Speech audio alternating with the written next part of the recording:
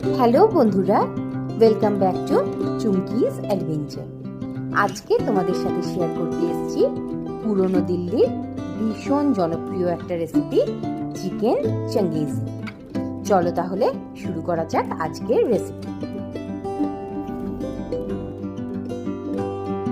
Chicken changezi বানানোর জন্য প্রথমে আমি চিকেনটাকে ম্যারিনেট করে নেব।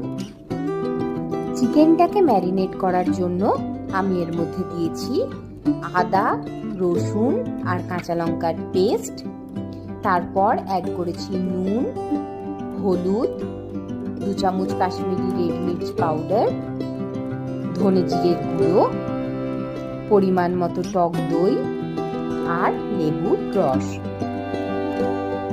সব কিছুকে দিয়ে ভালো করে চিকেনটাকে ম্যারিনেট করতে হবে, যাতে পুরো মশলাটা চিকেনের গায়ে ভালোভাবে কোট হয়ে যায়। ম্যারিনেট করা চিকেনটাকে আমি রেখে দেব প্রায় 1 ঘন্টা।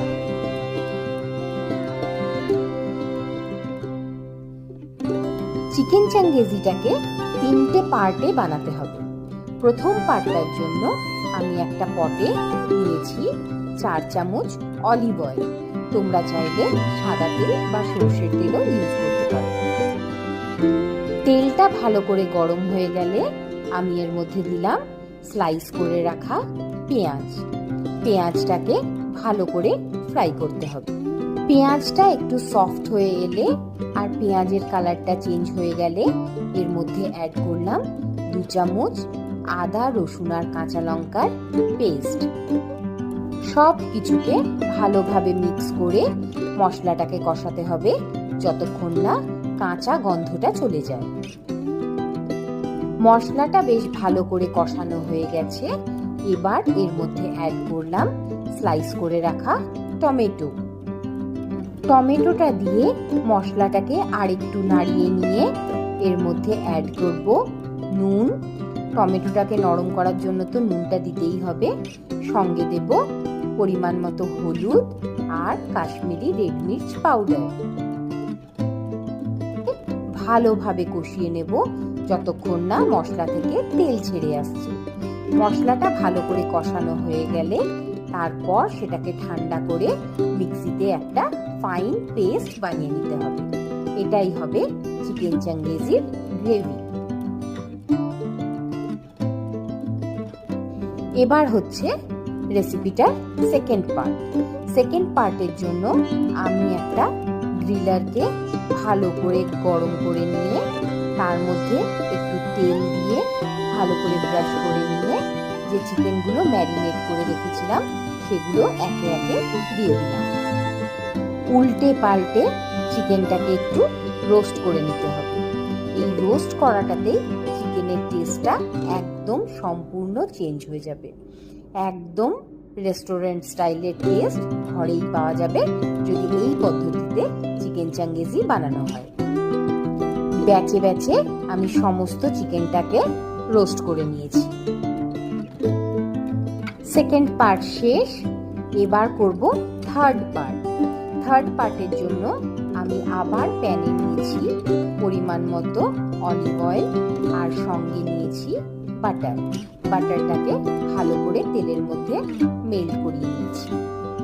বাটারটা ভালোভাবে মেল্ট হয়ে গেলে এর মধ্যে অ্যাড করেছি 2টো তেজপাতা, 2টো বড় এলাচ, 1/2 ইঞ্চি মতো দারচিনি স্টিক, জয়িত্রী, গোটা গোলমরিচ আর লাস্টে অ্যাড করেছি 1 চামচ সাজিরা।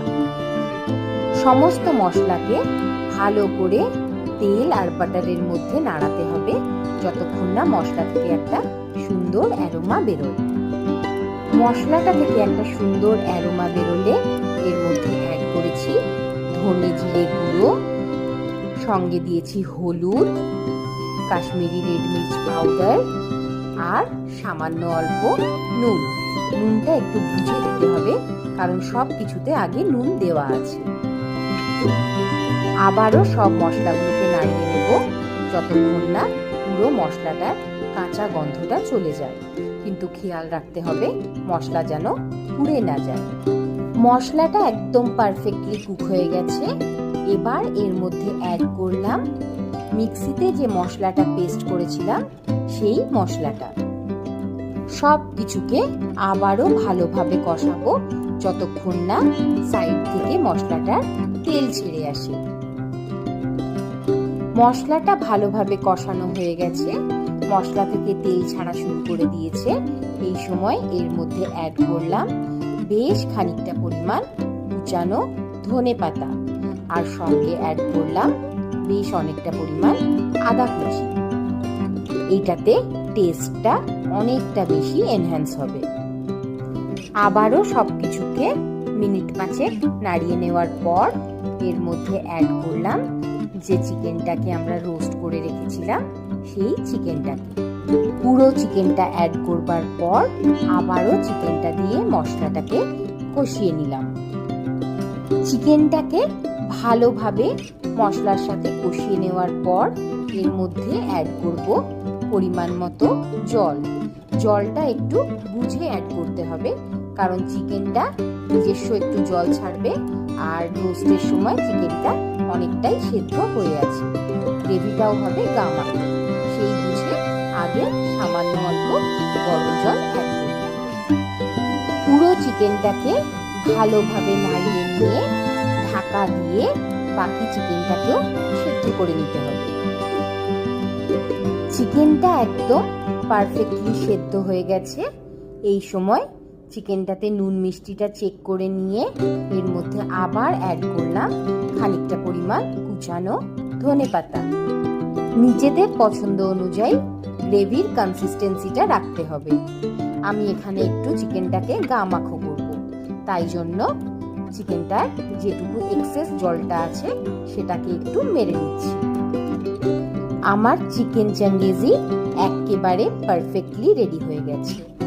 ভীষণ সুন্দর কালারটা এসছে, আর সঙ্গে এর অ্যারোমাটাতেও পুরো রান্নাঘরটা একদম মোমো করছে।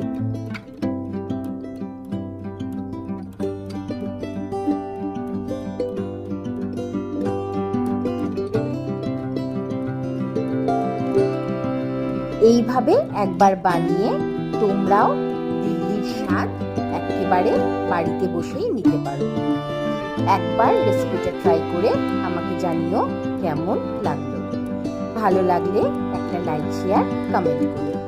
আর হ্যাঁ, সাবস্ক্রাইব আর বেল আইকনটা প্রেস করতে। খুব তাড়াতাড়ি ফিরবো আবার একটা নতুন ব্লগে। টাটা।